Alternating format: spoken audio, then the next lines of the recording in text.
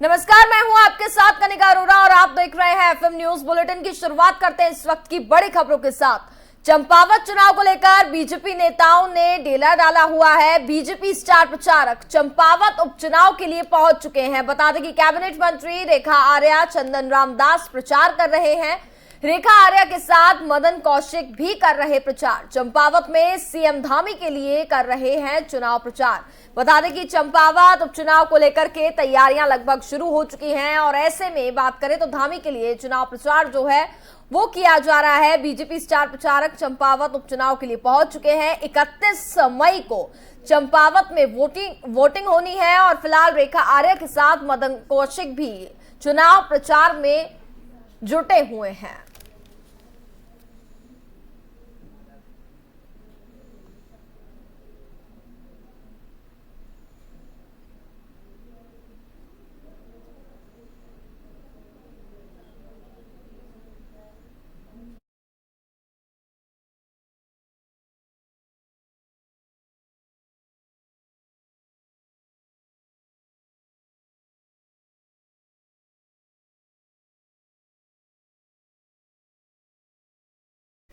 Petrol और diesel से केंद्रीय उत्पाद शुल्क घटाने को लेकर के उत्तराखंड के सीएम पुष्कर सिंह धामी ने प्रधानमंत्री नरेंद्र मोदी का आभार जताया है। उन्होंने कहा कि जनता को सीधी राहत देने के लिए मैं पीएम मोदी को धन्यवाद देता हूं। ईंधन की कीमतों पर वैट कम होने से आम लोगों को लाभ होगा। इसके साथ ही धामी ने यह भी कहा कि जनता को राहत देते हुए प्रधानमंत्री नरेंद्र मोदी ने ये बड़ा कदम उठाया है। केंद्रीय स्तर पर पेट्रोल डीजल पर एक्साइज ड्यूटी में कटौती करने से इसका सीधा लाभ जनता को होगा। वहीं धामी ने कहा कि गैस सिलेंडर पर भी 200 रुपए घटाए गए हैं, इससे जनता को लाभ होगा। ईंधन उत्पादों की लगातार बढ़ती कीमतों में आम जनजीवन पर पड़ रहे असर को देखते हुए सरकार ने ये फैसला लिया है और इस फैसले से आम जनता को बेहद राहत मिलेगी।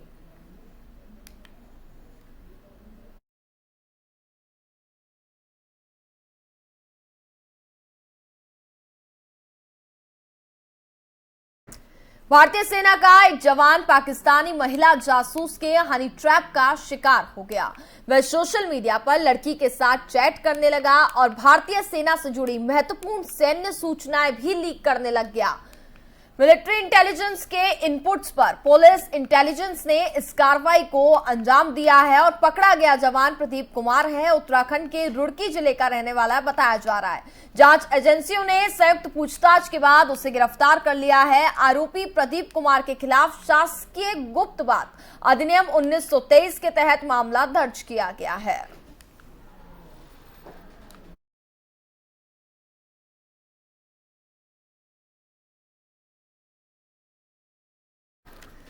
अब पुष्कर सिंह धामी ने शासन को निर्देशित किया है कि कोई ठोस कार्य योजना तैयार करें। इसी कड़ी में गृह विभाग ने Uttar Pradesh anti भूमाफिया task force की तरह ड्राफ्ट तैयार करने को कहा है।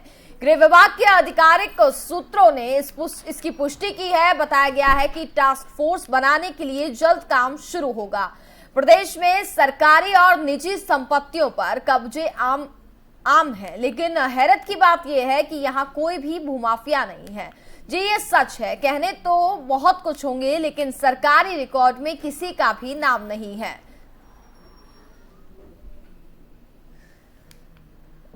उत्तराखंड में ऐसी कोई व्यवस्था ही नहीं, वहीं उत्तर प्रदेश में ये व्यवस्था होने से भूमाफिया के नाम सार्वजनिक होते हैं। चाहे सफेद पोश हो या फिर कोई और, सबके नाम एंटी भूमाफिया पोर्टल पर अपलोड होते हैं।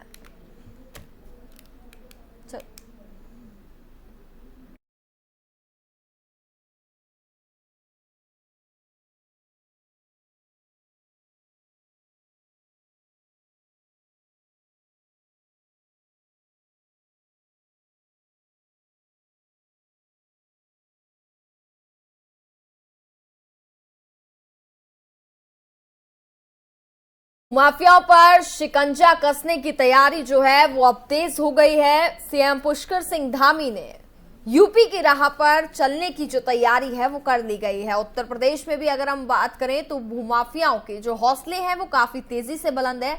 ऐसे में बात करें तो उत्तर प्रदेश सरकार भी भूमाफियाओं के खिलाफ काफी ज्यादा सख्त नजर आ रही है। और वहीं अब उत्तराखंड सरकार का भी अगर हम जिक्र करें तो सीएम पुष्कर सिंह धामी ने शासन को निर्देशित भी कर दिया है कि कोई ठोस कार्य योजना जो है उसको तैयार किया जाए। इसी कड़ी में गृह विभाग ने Uttar Pradesh anti भूमाफिया task force की तरह ड्राफ्ट तैयार करने को भी कहा गया है।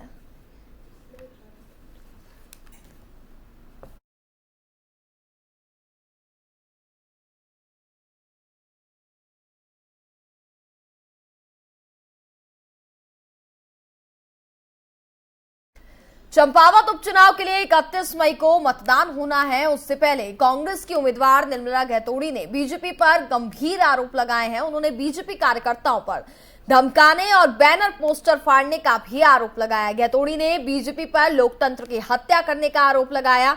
आपको बता दें कि चंपावत उपचुनाव में निर्मला गैतोड़ी बीजेपी के प्रत्याशी और सीएम पुष्कर सिंह धामी के खिलाफ चुनाव लड़ रही है। कांग्रेस प्रत्याशी निर्मला गैतोड़ी ने सोशल मीडिया पर बयान जारी किया है और कहा है कि बीजेपी उन्हें कार्यालय नहीं खोलने दे रही है। निर्मला गैतोड़ी ने बीजेपी पर मातृशक्ति का अपमान करने का भी गंभीर आरोप लगाया है। बीजेपी प्रत्याशी ने सीएम पुष्कर सिंह धामी पर धनबल का प्रयोग कर चुनाव को प्रभावित करने के गंभीर आरोप लगाते हुए जनता और गोलू देवता से न्याय की गुहार लगाई है।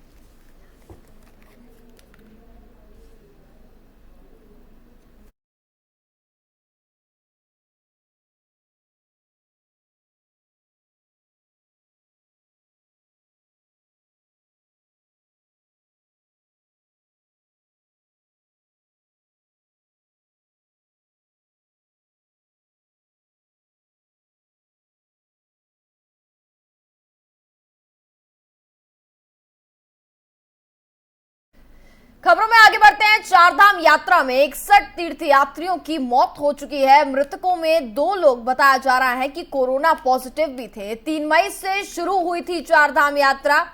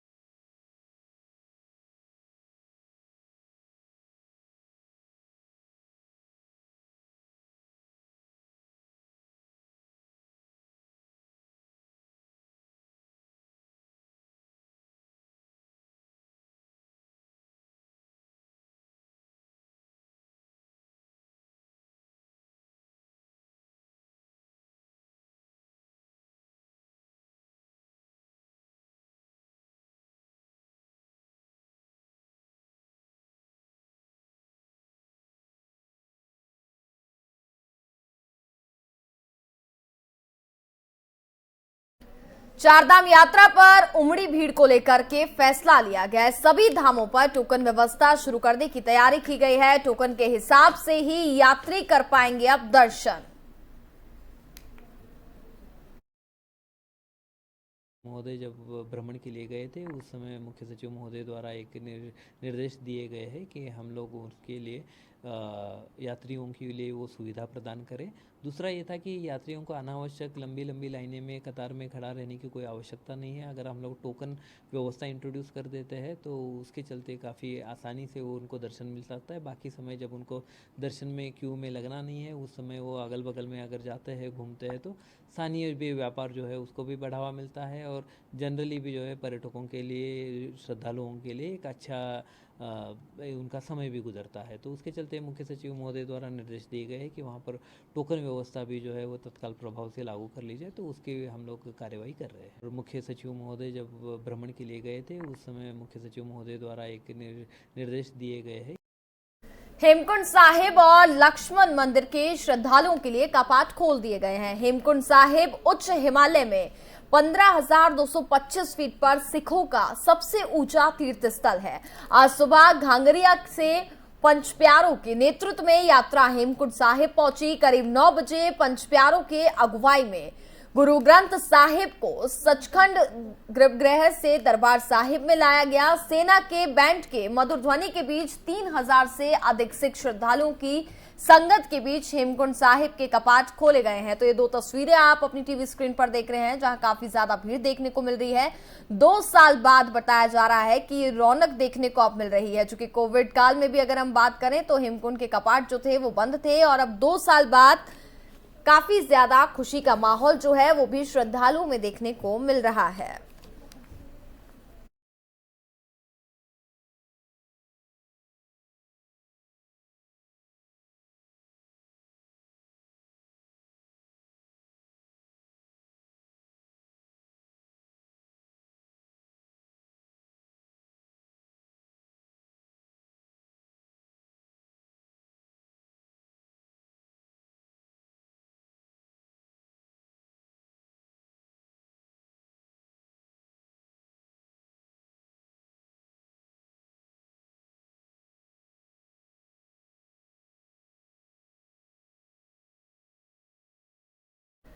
यमुनोत्री धाम में यात्रियों के फंसे होने के मामले में उत्तराखंड के डीजीपी अशोक कुमार ने कहा कि केवल 1 दिन के लिए दिक्कत हुई थी, रास्ता टूटने की वजह से परेशानी हुई थी, लेकिन अब रास्ते पर काम चल रहा है और छोटी गाड़ियां अभी भेजी जा रही हैं। इसी के साथ ही प्रशासन की ओर से तैनात की गई शटल टैक्सी की सहायता से बस से यात्रियों को भी ले जाया जा रहा है। किसी भी तरह कोई यात्री फंसा हुआ नहीं है। डीजीपी अशोक कुमार का कहना है कि सभी एसपी और पुलिस के आला अधिकारी उनके टच में हैं और कहीं किसी तरह की कोई परेशानी नहीं है। देखिए, 1 दिन के लिए 1.5 दिन के लिए यमुनोत्री में जो है रास्ता बाधित हुआ था और उस कारण से थोड़ी परेशानी आई थी, किंतु रास्ता छोटी गाड़ियों के लिए खुल गया था और हमने जो बड़ी बसें हैं जो नहीं जा पा रही थी उनके लिए भी शटल का वो लगवा दी थी टैक्सी। तो मेरे विचार से कोई कहीं किसी को परेशानी नहीं है। मैं पल पल मसूरी नगर पालिका द्वारा पर्यटकों और स्थानीय लोगों को मूलभूत सुविधाएं उपलब्ध न कराए जाने को लेकर बीजेपी मंडल में भारी आक्रोश है।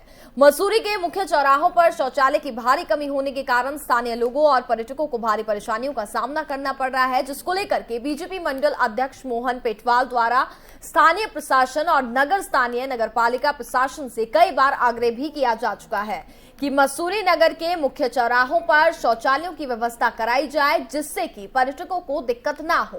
उन्होंने कहा कि मसूरी पिक्चर पैलेस चौक सहित अन्य मुख्य चौकों पर एक आधुनिक सुविधाएं से लैस शौचालय का निर्माण भी कराया जाना चाहिए। उन्होंने ये भी कहा कि अगर 15 दिनों के भीतर नगर पालिका द्वारा पिक्चर पैलेस चौक के साथ अन्य मुख्य चौकों पर शौचालय निर्माण के लिए कार्रवाई नहीं की जाती है तो वह संगठन और मसूरी की जनता के साथ मिलकर धरना प्रदर्शन करेंगे, जिसकी संपूर्ण जिम्मेदारी पालिका प्रशासन की होगी।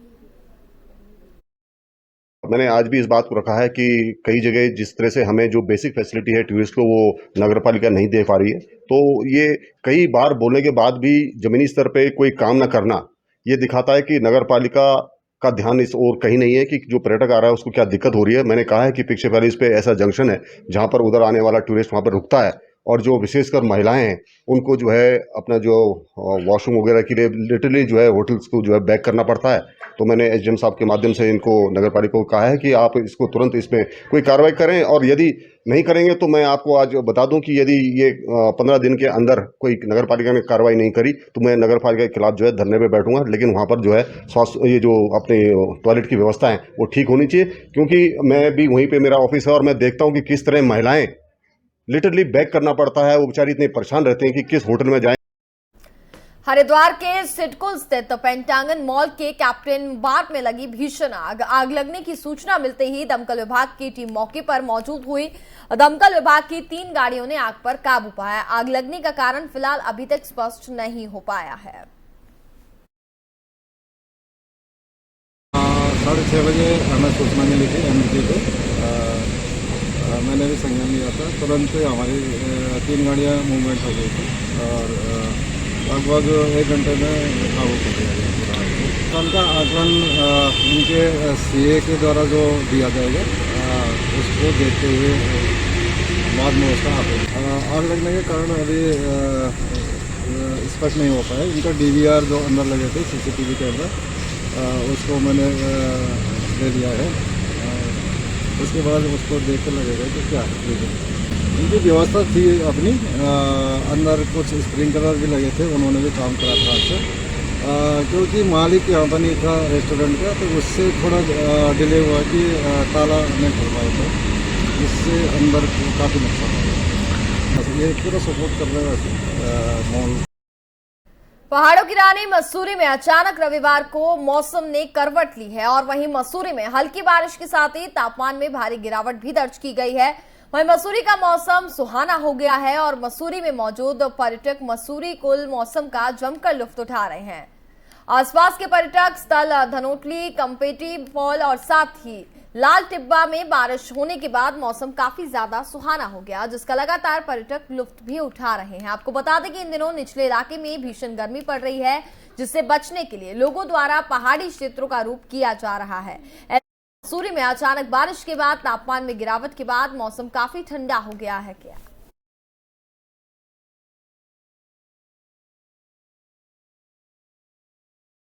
और इसी के साथ फिलहाल इस बुलेटिन में बस इतना ही। देखते रहिए एफएम न्यूज। नमस्कार।